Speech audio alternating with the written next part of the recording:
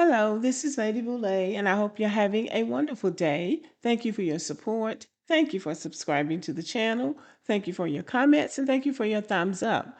Thank you for all you do to support the channel. And yes, we are commanded to love one another, whether we want to or not, or whether we agree with each other or not. And I just want to throw something out to Black immigrants, something for you to think about. Black Americans, as quietly as it's kept, Black Americans are not the center of the universe. Black Americans are not the center of the Black universe or the real universe. We are just players in the game, just like everybody else. We have a unique experience, just like everybody else. That experience has been in the United States of America for the last 400 and something to 500 years. And we have been maintaining the best that we can. But we are not the main characters, and we are not the center of the universe. And that's just something for Black immigrants to the United States and people who have access to the U.S. media to consider. There is a genocide going on in Sudan, and it is horrific. There are problems in the Congo. There are problems in Nigeria with the Muslims and the Christians. Nigerians have come forward to say that even though Donald Trump is talking about the persecution of Christians in Nigeria, but the Nigerian elder says that the most persecuted are Nigerian Muslims. So they're having a problem all the way around. There are natural disasters, there are man made disasters, there are all kinds of disasters going on just in the Black world. Just in the Black world. So Black people are not the center of the universe, but Black people are the main players of Black people in the United States of America because this is our home. And this is the only home that we know. And this is the only home that we can stake claim to. So if it seems like Black Americans think they're the center of the universe, no, we're not the center of the universe, but we are the main Black people in the United States of America.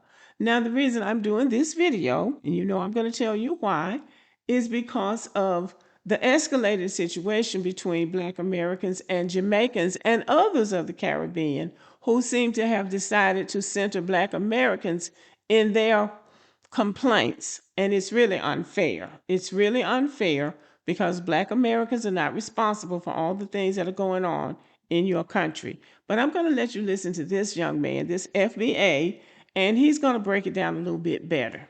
So watch this.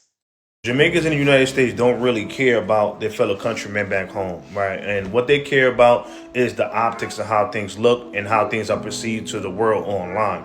Because have they cared about their fellow countrymen back home that's looking for just a fraction of the opportunities that they have, then the topic of today would have been about what's going on and how can they galvanize their people together. Jamaicans galvanize Jamaican here. They have the privileges, they have the money, they have the resources off the backs of Black American ancestors, right? That would have been the topic of conversation today. Now he's talking about the video that went viral about some women in Jamaica, and we're not sure who they were, whether they were Americans or of Caribbean descent, but they were complaining about the food that they were being served after the Hurricane Melissa. And the Jamaicans are making videos critiquing and focusing their attention on Black Americans. And he's saying that Jamaicans don't really care about Jamaica. They care about the optics of Jamaica. They care about what's being said about Jamaica online. They want to give the appearance of caring about Jamaica without backing it up with money and support. And they also really care about bickering back and forth with Black Americans. But if they really cared about their people and cared about their country, they would be putting their money together and sending money down there or going down there and working with organizations that are trying to help the people of Jamaica that have been devastated by the hurricane instead of keeping up mess on the internet. That is what he's saying. But the top of the conversation today was a black American saying whatever they said, and come to find out it was somebody from Bermuda. And that's what all the videos was about, what a so-called black American had did. So this shows they don't really care about their fellow countrymen. Had they cared, this would have been the topic of them coming together and putting money to help their fellow countrymen out. So that I learned a lot today, that a lot of people, not just Jamaicans, a lot of people in the so-called diaspora don't really care about their fellow countrymen. They care about how things look online, and they care about what you say about their country online, but don't want to really do the real work of helping their people. Now he's giving his opinion based on what's being said on the internet. I know that there are Jamaicans who care about their country and who are doing what they can to help. But I do believe there's too much rhetoric going on the internet, and too many assumptions are being made about people when people might not be exactly sure of who they're talking about. For instance, if people migrate to the United States from the Caribbean and they stay here for 15 or 20 years and have children here, they adapt to the language of the United States and the mannerisms. So they may have migrated to the United States from Jamaica or Haiti or the Bahamas, and they are first or second generation, and they go back down to Jamaica to vacation, they are going to sound and look like a Black American. So you're just going to assume that the people that are complaining are Black Americans, and they may not be Black Americans, because Black Americans have many places to vacation. Many Black Americans don't even think about going to Jamaica. They go to Florida, they go to Miami, or they go to Orlando, or they go to Los Angeles, they go to Fort Walton Beach, they go to Destin, they go to Panama City, they go to Chicago, they go to the Grand Canyon.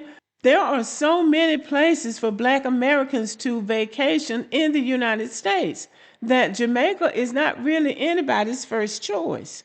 But now Black people are going all sorts of places. So to just assume that anybody that's coming down there that's Black, that sounds like an American, is a foundational Black American or just a Black American descendant of slavery would be incorrect, because they may not be.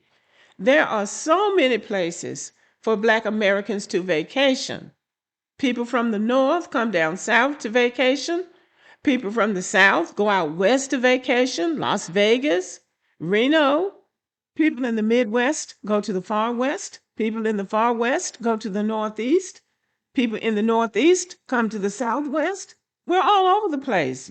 It's just so many places in the United States to go. So it's just wrong to assume that somebody down there sounding like an American is a Black American. Now, what is the basis for all of this animosity against Black Americans? It seems like every day somebody else is coming up with some kind of gripe against Black Americans. So what's the cause of this? Black Americans are making a distinction between our ethnic group and other groups of Black people from the African diaspora. And again, it's being done for political and for economic reasons. That plus realizing that Black Americans are not immigrants to the United States, and we most likely are not going to be deported, and certainly not in the way that they are being deported, especially the people who came here illegally. And that seems to be setting some of these people off. And that is something that's just going to have to work itself out. Those things will have to work themselves out, because each group has a right to define themselves the way they want to and to operate politically the way they want to.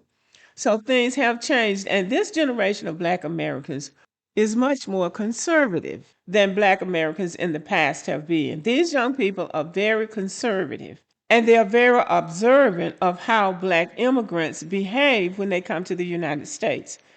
And they are setting boundaries. And I think that in time, that would prove to be a wise move. And I think people will make the adjustments in time. That doesn't mean that Black Americans and other Black people of the diaspora can't unite on some things that are concerning to all of us. But each group has its own interests, and they have their interests, and they will go and say black Americans don't need this, or black Americans don't need that, or black Americans are lazy, or black Americans don't take advantage of opportunities, without really understanding the dynamics of the black American ethnic group. So many black people, especially young people, feel like the best thing to do is to delineate and separate and let everybody get their identity in order and establish their, and let everybody establish their own identity. I don't think it's a bad thing, but I think it's going to take time to adjust. Black immigrants who come here from other parts of the world don't have the same interests that we have. They don't look at life the same way that we do. So it would be foolish and unwise for us to be trying to join with groups of people whose agendas are different than ours. And that is what they're going to have to come to terms with. And it would be wise if they would come to understand that America is the only place that they can come as black immigrants and have some level of comfort and success. There is nowhere else in the world that they can go and navigate the way they do here in the United States, whether it's in politics, in business, in music, in sports, nowhere else. And they, to this day, do not want to accept the fact that we laid the groundwork for that. They want to believe that they have the same status here that we have when they haven't worked for anything. They have no idea of the suffering, the blood, sweat, and tears, the heartache, and the pain that went into making this country. I think they think this country just popped up overnight.